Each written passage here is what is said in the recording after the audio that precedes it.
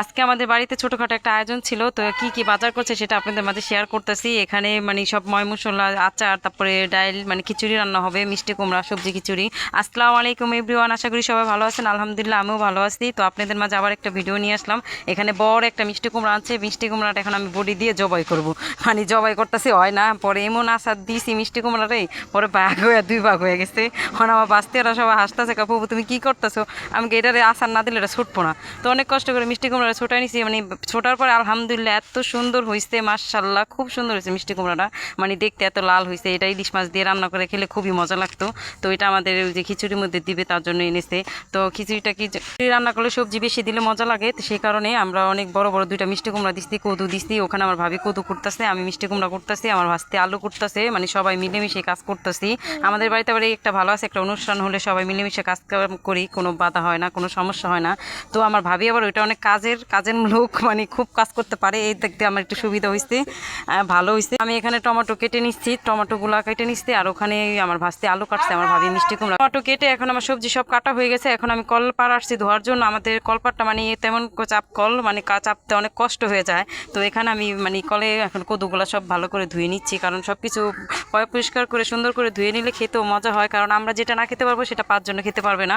তো এখানে আমি এখন মিষ্টি কুমড়াগুলো ধুয়ে নিব। কলটা তো পানি বেরিয়ে হয় না, এত কষ্ট হয়েছে, চাপ চাপ করলে পানি চেপে মানে পানি বেরিয়ে হয় না। তো আমার আম্মু আবার পানি নেওয়ার জন্য আসছে, আমি আবার ওই মিষ্টি কুমড়াগুলো ভালো করে ধুয়ে নিচ্ছি। তো অনেকগুলো মিষ্টি কুমড়াগুলো এত শক্ত ছিল, কুটতে যে আমার ভাসতে আর আমি তো হাসতে হাসতে মরে যেতেছি যে এত শক্ত কেন, ও তো হাতি কেটে ফেলাইছে। পরে মিষ্টি কুমড়া আর কাটে নাই, তারপর ওরে আলু ছুলতেছে, আমি তুই আলু ছুল।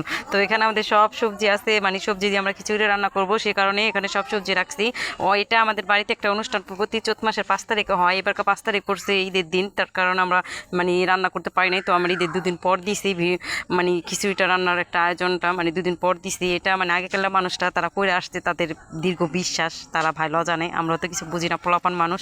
বাবুচি আমার ভাই ছিল, চাস্তো ভাই, আমার চাস্তো ভাই তো হেভি বাবুচি, মানে যেই সুন্দর রান্না করতে পারে। আমরা অনেকবার তার রান্না খাইছি। সে আবার এমনি অনেক কিছুই রান্না করে, বিয়া বাড়ির রান্না করে। তো এখানে খিচুড়ি রান্না করে জানাচ্ছি, তার আরেকটা অনুষ্ঠান প্রোগ্রামের রান্নার আয়োজন আছে, তো ওখানে তাড়াতাড়ি যাবে, তার জন্য খিচুড়িটা তাড়াতাড়ি বসাই দেওয়ার কারণে এখানে ময় মশলা সব দিছে, আমি নিতে পাই নাই।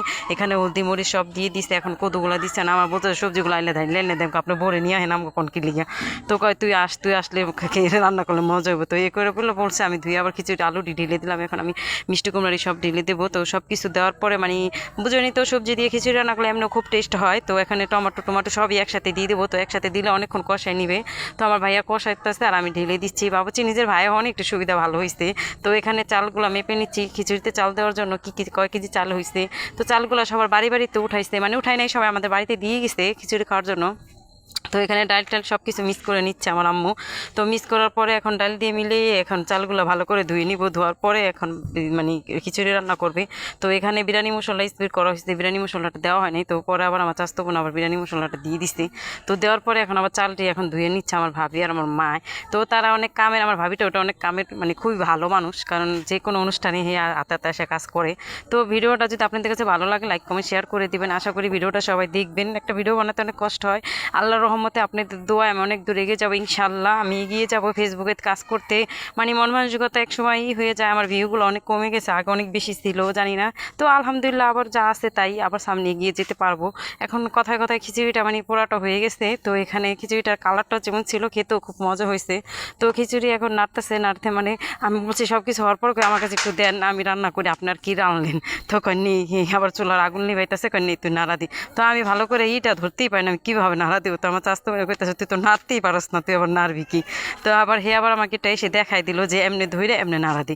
তো আমি আবার সেভাবে নাড়া দিতেছিলাম। তো সেই ঠিক করে এখন সব কিছু হয়ে গেছে, পরে এখন সবাই দিয়ে দাও। আমার ভিডিওটা করতে অনেক কষ্ট হইতেছে, অনেক মানুষ কথা বলতেছে। তো এখন সবাই আসছে নেওয়ার জন্য। তো সবাই আমার হাজব্যান্ড বেড়ে দিচ্ছে, কিন্তু আমার হাজব্যান্ড যা দিচ্ছে তা 3-4 ডেক হলো, মানে সে হবো না, দেওয়া হবে না। আবার মানুষটা অনেক বেশি। তো আমি আবার সব কিছু দেওয়ার পর একটু বসি। সবাই ভালো থাকবেন, আমার জন্য দেওয়া করবেন। এখন আমি বসে ভাবতেছি আমাকে একটু ভিডিও করে, আমি অনেক কাজ করছি আজকে। আল্লাহ হাফেজ, ভালো থাকবেন।